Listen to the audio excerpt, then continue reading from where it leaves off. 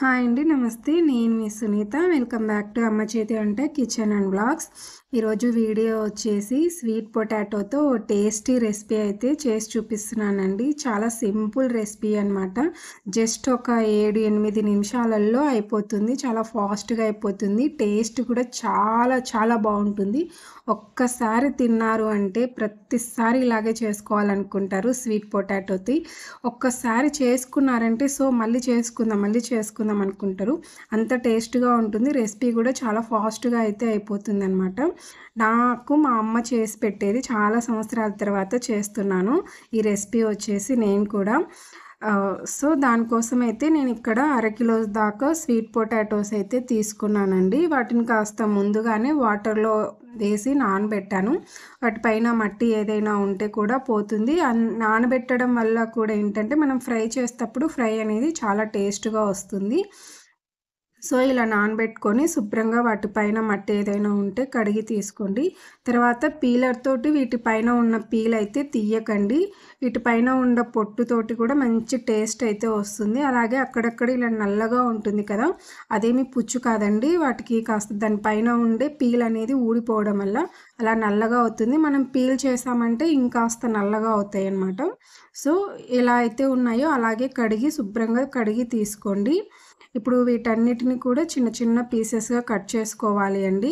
ఈ red colour sweet potato కంటే white కలర్లో వస్తాయండి ఈ సీజన్లో. అవి చాలా టేస్ట్గా ఉంటాయి.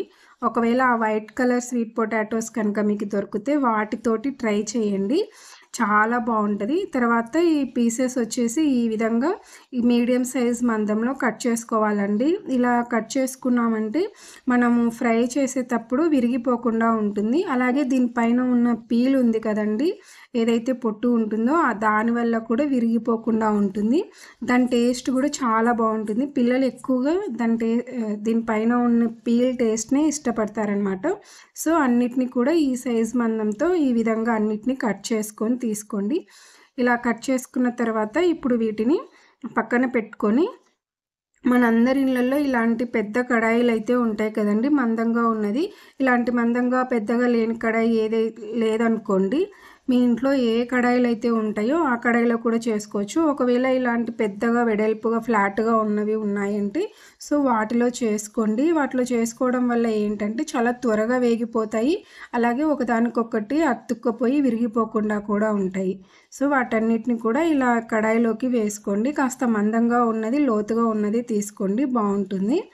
తర్వాత దీనిపైకి ఇలాంటి ఒక ప్లేట్ కానివ్వండి, లేదంటే లోతుగా గుంతలాగా ఉంటుంది కదా గిన్నెలు, అలాంటివి తీసుకోవాలండి. దీనిపైన ఇది పూర్తిగా కవర్ అవ్వాలన్నమాట. లోపల ఉండే ఆవిరంతా కూడా బయటికి వెళ్ళకుండా ఉండాలి.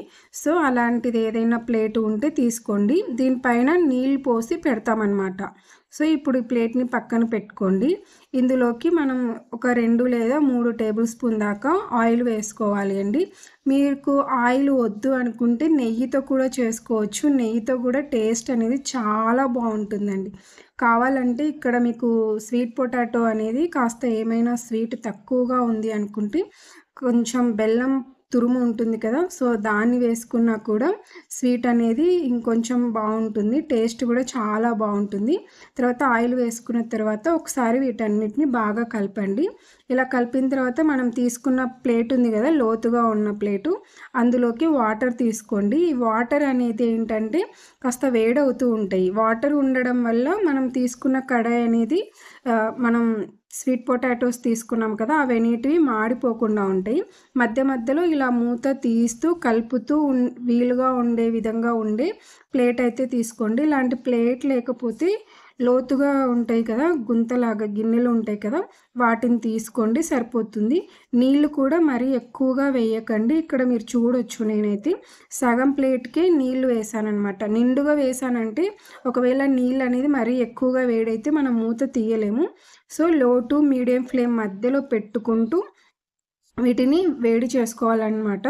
ఇప్పుడైతే నేను స్టవ్ పైన పెట్టాను. ఈ నీళ్ళు అనేది వేడి అవ్వక ముందుకే మనం స్టవ్ వెలిగించిన తర్వాత చిన్న శబ్దం లాగా వస్తూ ఉంటుందండి. అదేం మాడిపోవట్లేదండి, ఫ్రై అవ్వడానికి రెడీ అవుతూ ఉంటాయి అన్నమాట. చిన్న సౌండ్ అయితే వస్తూ ఉంటుంది. మరేం కంగారు పడని అవసరం లేదు. ఇప్పుడు నీళ్ళు అనేది చాలా చల్లగా ఉన్నాయి కదా, నీళ్ళు అనేది మంచిగా వేడవ్వాలి అండి. కనీసం 2 నిమిషాలకు ఒకసారి మూత తీస్తూ కలుపుతూ ఉండాలన్నమాట. మీరు ఇక్కడ చూడొచ్చు ఆవిరి పట్టి తెల్లగా ఉన్న స్వీట్ పొటాటోస్ అన్నీ కూడా లైట్ యెల్లో కలర్లోకి వచ్చేసాయి కదా.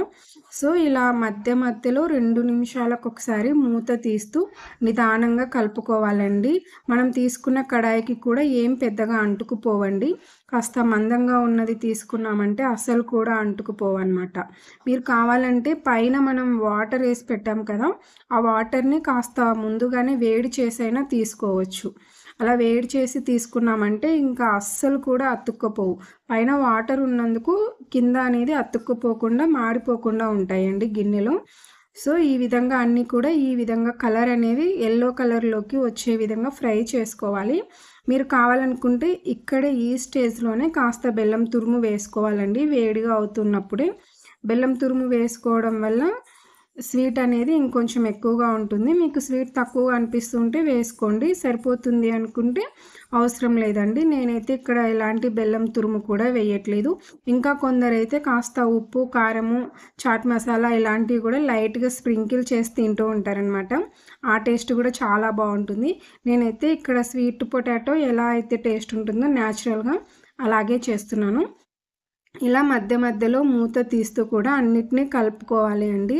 కనీసం 2 నిమిషాలకు ఒకసారి మూత తీస్తూ కలుపుకుంటూ మళ్ళీ పెడుతూ దాదాపుగా ఒక 8 నిమిషాలు అంటే 4 టైమ్స్ మూత తీస్తూ కలుపుతూ వేయించుకోవాలి. ఇక్కడ కలర్ చూస్తున్నారు కదా మీరు, డిఫరెంట్ అనేది ఫ్రై అనేది కాస్త యెల్లో కలర్లోకి వస్తుంది. ఇలా కాస్త ఫ్రై అవ్వకుండా ఉన్నది తెల్లగానే ఉంటుంది. ఈ విధంగా అన్నీ కూడా మంచిగా ఫ్రై అవ్వాలి అండి. మళ్ళీ ఒకసారి మూత పెట్టుకొని మళ్ళీ 2 నిమిషాలకి మూత తీసి చూస్తే చూడండి ఆల్మోస్ట్ అన్నీ కూడా ఫ్రై అయిపోయాయి అన్నమాట. మూత తీసేటప్పుడు కాస్త జాగ్రత్తగా తీయండి.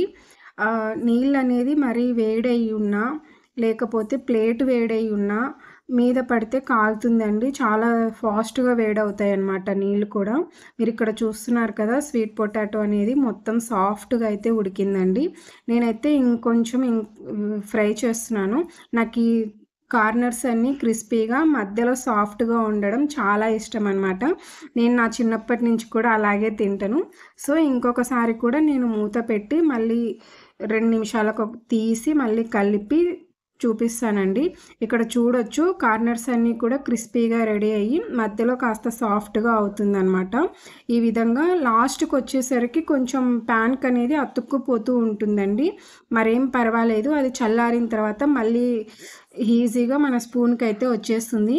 మనం ఫ్రై చేసిన ఈ స్వీట్ పొటాటోస్ ఉన్నాయి కదా, వీటికంటే కూడా ప్యాన్కి అతుక్కుపోయి ఉంటుంది కదా, క్రిస్పీగా రెడీ అయి ఉంటుంది. అదైతే టేస్ట్ చాలా బాగుంటుంది. పిల్లలు ఎక్కువగా దాన్ని కూడా ఇష్టపడతారు. చాలా అంటే చాలా టేస్ట్గా అయితే ఉంటుందండి. సో ఇలా మొత్తం అన్నీ కూడా సాఫ్ట్గా రెడీ అయిన తర్వాత స్టవ్ ఆఫ్ చేసేసేయండి.